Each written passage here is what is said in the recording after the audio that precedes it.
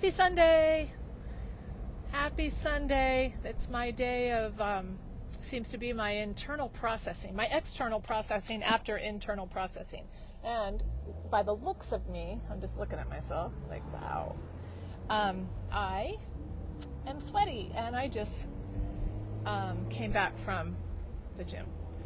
So, Orange Theory, by the way, if you haven't checked out Orange Theory, you might want to do that because they're at a lot of places I travel to, so it kind of worked. But I wanted just to bring up a little point that I thought about. Every day, well, this has to do with shifting identity, because some of you know me know I've been in health and weight loss as a label, as a label. But let me just bring an awareness about your identity, our identity, about every area of our life has a certain identity. So I'm going to talk more about this in the future, but I want to just throw out the main points about it. Because I also do a Lingo, and I'm on like day, I don't know, 285 or something.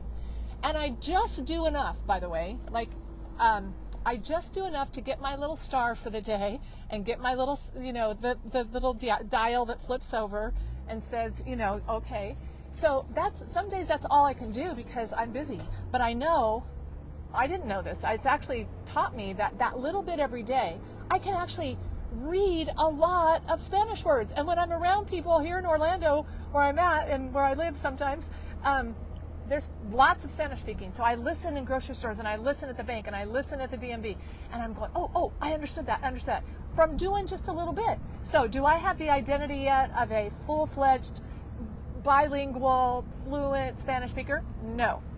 However, how that applies to this identity because that's the desire to be a full fluent Spanish speaker is not that strong in me. It's like, oh, that'd be cool. I'd like to learn another language. But see, the level of desire determines my level of intensity of what I'm gonna do to produce it.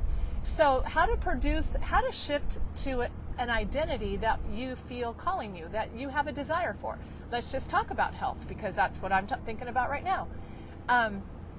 Health is way more than weight loss, as most of us cerebrally know. However, many people that are in my weight loss and health company, there's such a powerful eating component that's provided for us that we get sucked into thinking that is health just because I lost 50 pounds in 15 weeks 14 years ago. So yeah, that sparked my hope of possibility. What's possible? Oh my gosh. But it didn't shift my identity from being a person that hates exercise. So I lost that weight 15 years ago. Well, number one, it was 15 years ago. So let's start with the age component that applies as well. But also, I grew up all my life skinny, but hating exercise. I was not athletic. I was the last one called for a team. I made a basket for the other team when I was in middle school and went out for basketball. And then I was like, I'm not good at this. So that has formed and cemented this identity of myself that I am at the mercy of today and think it's just true because, well, that's just me. I've never been good at that. I'm not good at that. And because you're not good at something, you don't want to do it. You don't want to do it because it exposes this part of us that doesn't want to be good because we're driven to be good. And in the areas where I'm good, I'm really, really good. And I love it. And I'm passionate. But I walk into a gym. I can't tell you how many times I've walked into gyms and turned around and walked out because I was like, no, I'm out. Because it sparked that, it exposed, that's the feeling. It's very exposing of this identity that's been under me. Like, I'm not good enough in this setting. I'm not a winner. I'm dumb. In fact, today I just noticed something I did. It was like, oh my gosh, I call it blonde moments, but honestly, it just is part of this identity that I'm not okay, or I'm not strong in that area. So what do you do about that? Because most of us just give into that. I turn around and walk out of the gym. Well, I've learned so much about brain science and how our emotions are the backdrop to everything. So I've shifted my emotions about it. And I approach it with, well, first of all, I give myself permission. I don't have to do it if I don't want to. Not the boss of me. Who am I talking to? I'm talking to myself. The one that's going, Kim, you should go to the gym, blah, blah, blah, blah, blah. Yeah, I don't do anything as a should. If I notice it, anything in my life as a should, I'm out. I'm not doing a should. So I know that. I've learned that. I've rewired to that principle fully in my life, as fully as I'm aware of it. But I want that. I want to have the identity. I want to go. I want to. And because I know my Duolingo principles here in terms of the little bit every day, I may not go to Orange Theory every day. I shouldn't. That's not a wise thing to do for your body to do it.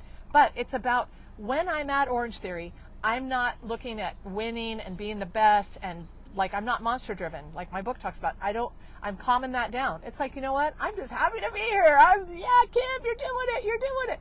And I love it. I make myself feel emotions of happiness and joy and gratitude that I can do this and that my body is strong and healthy. I say these words over and over and over.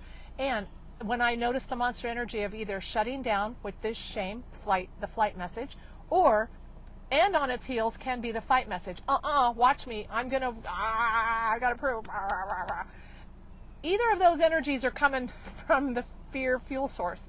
But when I just let it be what it is and enjoy the journey, enjoy the process and shift to gratitude, emotional gratitude in the moment, and thinking about it in advance, I rehearse it in my mind. I'm like, I am this way. This is who I am. I love it. And I see me doing the processes. Because unless you actually rewire to the identity of a healthy person, not just a dieter, by the way, then it's never going to be sustainable. And it's not an end there's no end to it because you're not outcome driven, you're process driven. And the process is the journey is the destination, right? We hear that, but but the Duolingo thing I just wanted to share because I have this hope now because of Duolingo, what I've seen happen with just a little bit every day, that I'm actually seeing traction. I don't self-sabotage. I'm like, okay, I can do this part that's really more important to me than speaking Spanish. I really want to have my body be healthy and strong.